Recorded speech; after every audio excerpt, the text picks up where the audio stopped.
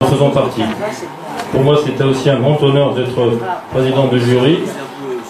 Avec le nombre de participants et la qualité des textes qui étaient proposés, effectivement, c'était pas facile. Mais j'ai le plaisir de demander à Mariette Aurélie de venir nous rejoindre sur scène pour le prix Jouer le Compte, tout simplement. C'est le prix que je lui ai attribué parmi tous les participants. Est-ce que je veux venir? Et petite parenthèse, c'est la première fois que j'attribue un prix à mon nom. Il y a plein de messieurs là.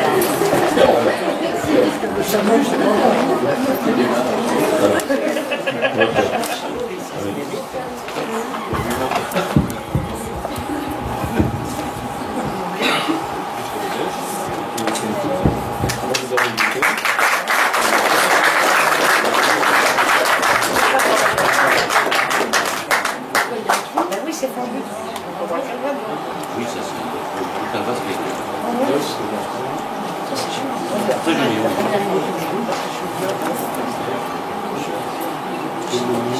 Oui, parce que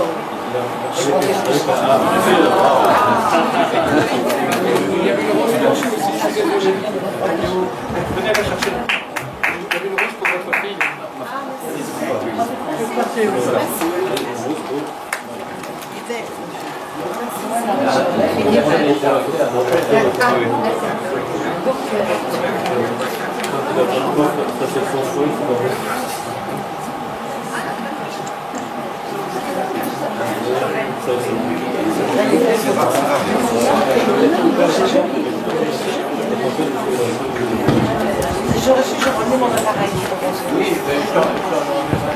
Donc je voudrais aussi saluer et passer mon bonjour à tous les présents et à toutes et à vous tous qui avaient fait de courts et de longs voyages. Donc c'est vrai que c'est un moment très émouvant. Et donc merci aussi à Joanne qui a vu mes débuts et qui a dit un petit mot dès que dans mon premier concours que j'ai fait, elle a dit une poète prometteuse. Donc ça m'a beaucoup encouragée et merci Joanne. Et, voilà. Donc c'est un poème qui a été écrit en l'honneur de mon village, un petit village de 1400 habitants qui possède au sein de son village donc une vieille halle qui date de 630, quelque chose comme ça. Et cette vieille halle est un peu exceptionnelle parce qu'il y en a très peu en France qui ont résisté au temps. Et celle-ci donc est construite sur des piliers, on va dire comme style pilotis. Donc à l'étage se situe un grenier à grains et dessous elle a pu connaître au long du siècle des marchés de cochons, parce que en fait à Bracieux nous avons les 3 petits cochons qui sont devenus l'emblème de Bracieux. Et cette vieille halle, au jour, il y a à peu près une 50aine d'années, a évolué en galerie d'art, présidée par une dame qui s'en est toujours occupée, Madame Lagravère. Donc je peux peut-être aussi lire ce texte en mémoire de Madame Lagravère et de notre pays. Notre Sologne.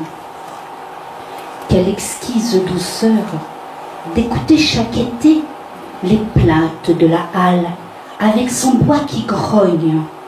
Sous ses plafonds grincheux, toute notre Sologne, c'est beau et vient frémir dans sa variété. D'aucuns purent surprendre un jour de piété, nourriture et beaux-arts, comparés sans vergogne dans le charivari du verre que l'on cogne, leur trouvaille enquêtant la notoriété. C'est là qu'elle s'annonce odorante et superbe, cette agreste coquette, autour des étangs d'herbe, de mains genêts fourbus, sur un pré pour agneaux, toute resplendissante entre passeaux timbale au cœur du bouquet fier qu'un artiste déballe par-delà les fumets des tréteaux soloniaux. Merci à vous tous.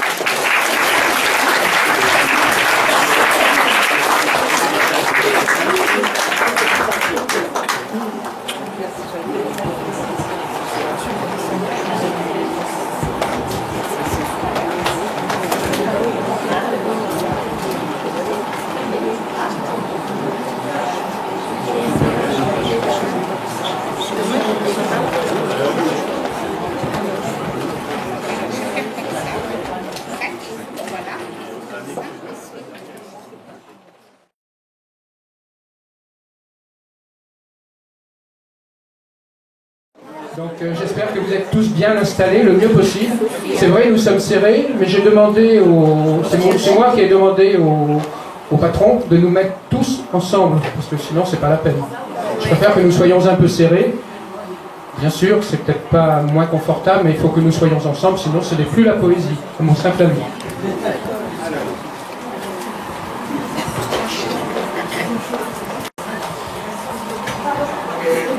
Chers amis, bonjour à tous et bienvenue sous les ors de la poésie. J'ai organisé cette rencontre en partenariat avec l'association Rencontre européenne Europoésie, présidée par Joël Comte, et les Amis de Montmartre, animés par son fondateur Roland Jourdan, qui aurait pu venir. Oui, debout. Debout. Allez, debout. Voilà. Allez, debout. On vous applaudira tout à l'heure, de toute façon. Oui, Roland, Mais c'est difficile de monter là, c'est pas toujours. Tu vas avoir du mal à passer. Vous voulez absolument commander le salut, tu peux. Je vais mettre un pied là. Ils veulent commander le salut. Allez, hop, et voilà.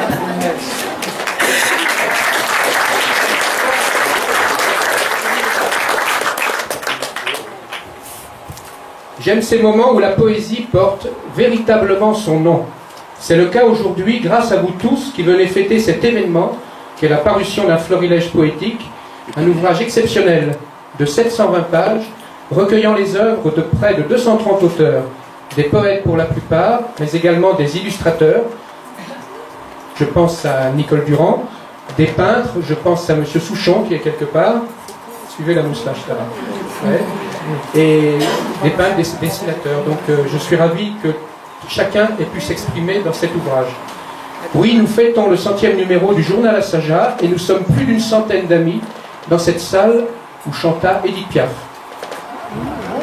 Vous venez pour certains de loin, de moins loin, mais de province Lyon, je pense à Monsieur Lecordier, de Grenoble pour Monsieur Vella, de Nantes, de la région de Nantes pour Monsieur Fournier, Monsieur et Madame Fournier, de Bourges pour Ginette Mort et Jean-Pierre Mercier, pardon, de Cannes hein, pour Johan, j'allais dire d'Italie pour Monsieur Dottoli qui n'est pas là.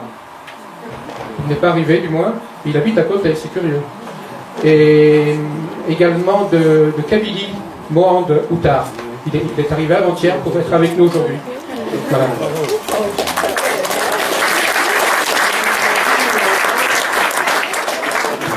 La Normandie, mais c'est pas très loin la Normandie.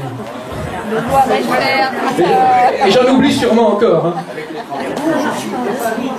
Le 19e arrondissement de Paris aussi. Hein. Bourges. Dans cet ouvrage, des poètes d'hier, des amis disparus, car je reste attaché aux souvenirs de nos aînés, auxquels nous devons tous quelque chose.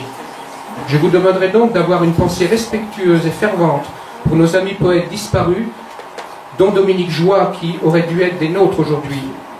Je pense bien sûr à mon vieux Robert Hugues Boulin, sans lequel je ne faisais rien, c'est vrai. À Pierre Blondel, Pierre Osna, Michel Martin, Paul Bensoussan, Louise de Braquel, Jean-Charles Michel, Thérèse Mercier, Paul Athanase. La liste est hélas trop longue pour les citer tous, et je voudrais avoir le talent de Louis Delorme, ici présent, pour écrire un livre sur chacun d'eux.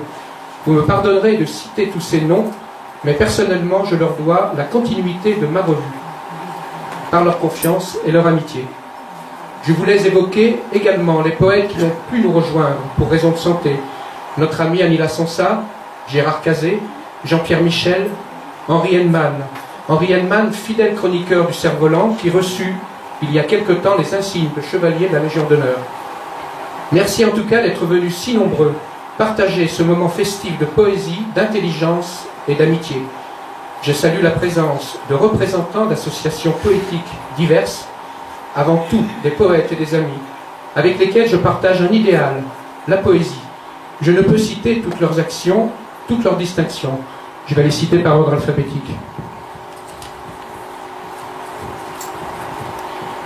Daniel Ancelet. Tu peux te lever, Daniel.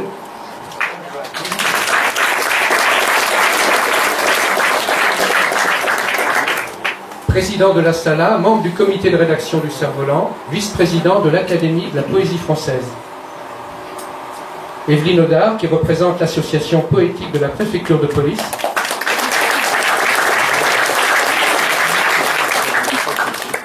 Johan Auberbiet, président du Panthéon universel de la poésie.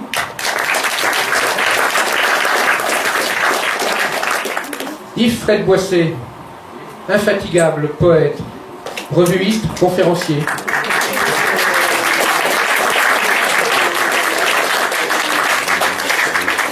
Joël Comte, président de Rencontre européenne Europoésie.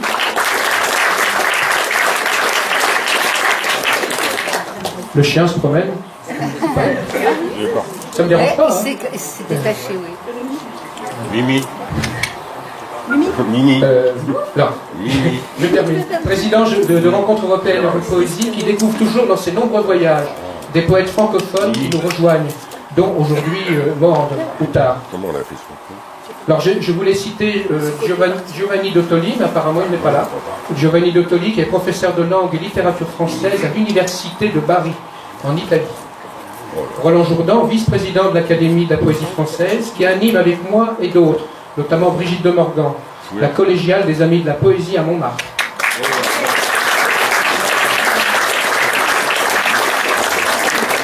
Jean-Pierre Mercier, président de Poètes en Berry, à Bourges, qui anime notamment, à mon humble avis, le meilleur printemps des poètes en France.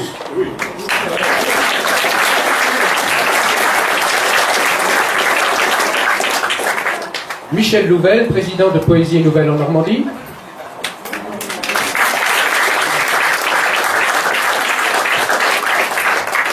Martial Ménadier, j'ai perdu le nom de ton association. Les arts et rencontres culturelles à Évreux. Voilà.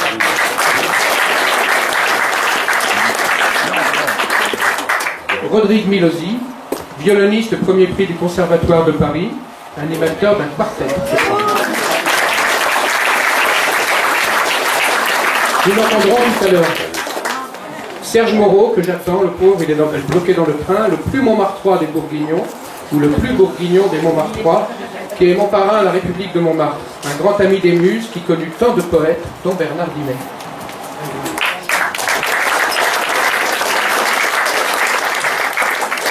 Mohamed Boutar, donc arrivé avant-hier de Kabylie pour être des nôtres aujourd'hui, président d'une association de professeurs de français en Algérie.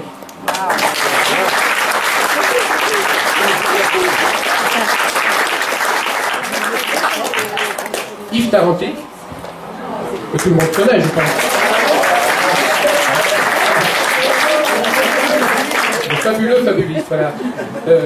Administrateur des Amis de la Fontaine, secrétaire général du Cerf-Volant, ami qui m'apporte son aide au sein de l'Académie de la poésie française que je préside. Enfin, Fabienne Thibault, qui est absente aujourd'hui, mais qui est représentée par sa fille Zoé. Merci.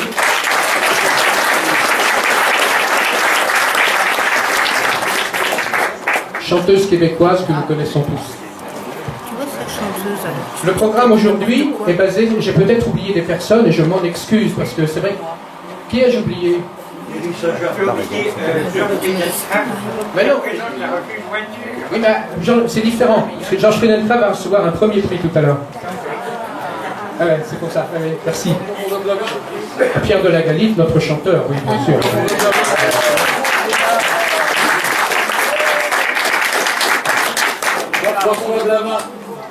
Jean-François Blavin, Animateur, oui c'est vrai, en plus, je te prie de m'excuser. Les ricochets politiques. Animateur des ricochets poétiques et de la cave à poèmes avec son frère Pierre Blavin.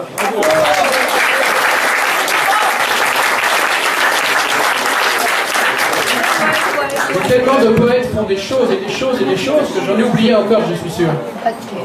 Qui ai-je oublié? Non, Maria, non, non. Je sais pas où il est. Thierry Saja. Ah bah, Claudie Lecoeur, mais je ne sais pas ce que tu fais parce que tu ne m'envoies jamais rien. Eh oui, tu ne m'envoies jamais rien. Dis-moi ce que tu fais. Et voilà.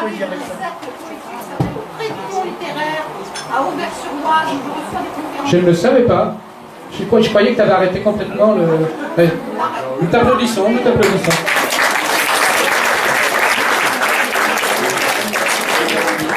Et j'ai oublié quelqu'un, je ne voudrais surtout pas faire d'impair. Je peux m'excuser Jean-François par contre. Il ne fallait pas que j'oublie, c'est bien toi. Alors, le programme aujourd'hui est basé sur le florilège, bien sûr. D'abord, quelques mots d'amis qui ont contribué à ce que cette journée soit radieuse. L'apéritif, je crois que vous avez commencé. Quelques chansons de Pierre de la Gallie, grâce auxquelles j'ai pu avoir accès à cette salle. Ensuite, le repas, la remise des prix, avec une surprise à la fin du repas.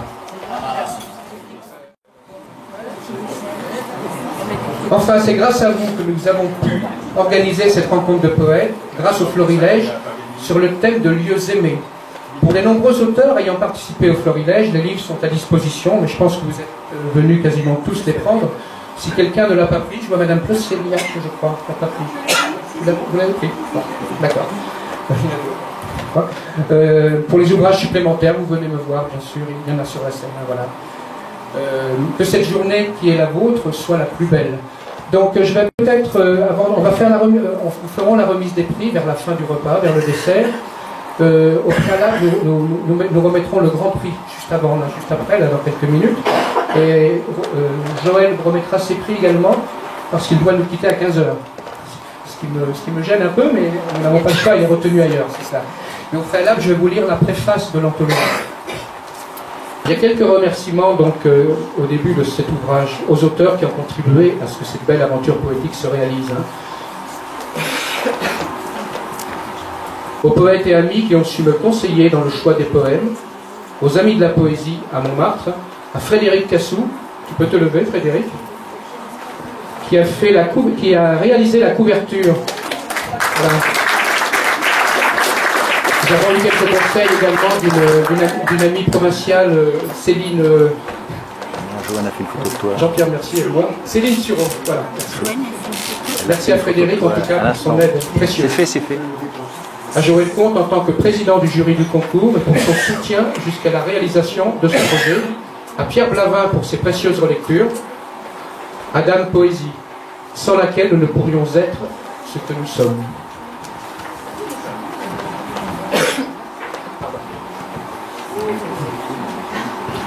La revue Le Journal à Saja fête son 100e numéro par la publication de ce florilège.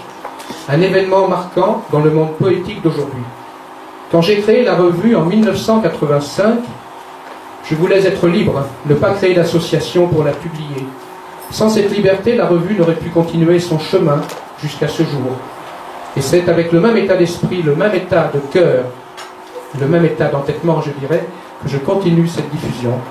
Cette anthologie poétique, intitulée Le Florilège du 100e, est composée de poèmes sous la plume de 226 poètes et illustrateurs. Pourquoi le thème d'un endroit que l'on aime, d'un site, d'un lieu de naissance ou de vie, de souvenirs de vacances, de paysages, qui marque et inspire le poète? C'est un thème très large, qui fait rêver autant que voyager le lecteur. Dans les œuvres de nos aînés, on remarque un nombre important d'écrits sur ce thème. Notre ami Pierre Blavin présente un début d'ouvrage, 10 poèmes d'auteurs connus qui nous convient à lire, qui nous convient à lire les poèmes d'aujourd'hui après les leurs. Depuis le premier numéro du journal à Saja, les poètes que je rencontre sur ma route viennent de toutes les régions et provinces de France et d'ailleurs. D'où l'idée du thème qui en appelle d'autres, se développant au-delà du temps et des pages. J'ai croisé de nombreux poètes francophones au cours de voyages et d'échanges, notamment avec l'association Europoésie Rencontre Européenne, que préside Joël Comte. Je me devais donc d'ouvrir ces pages à la belle poésie composée dans notre belle langue française, tellement maltraitée de nos jours, parfois injustement mise à l'écart. Les poèmes présentés proposent différentes visions, différents regards. Le lecteur peut remarquer ainsi la face cachée des textes et apercevoir entre les lignes le sentiment unique et universel que chacun peut éprouver devant les paysages qu'offre la mer, la montagne, les villages, les villes. Il est intéressant de constater les différences entre les poèmes et de voir l'inspiration, l'émotion des poètes par rapport au thème ou lieu décrit, et s'ils en font une critique ou bien un éloge. Depuis notre plus jeune âge, nous traversons des coins perdus et charmants, parfois ignorés, qui tous révèlent leur beauté, leurs avantages, certains diront leur poésie.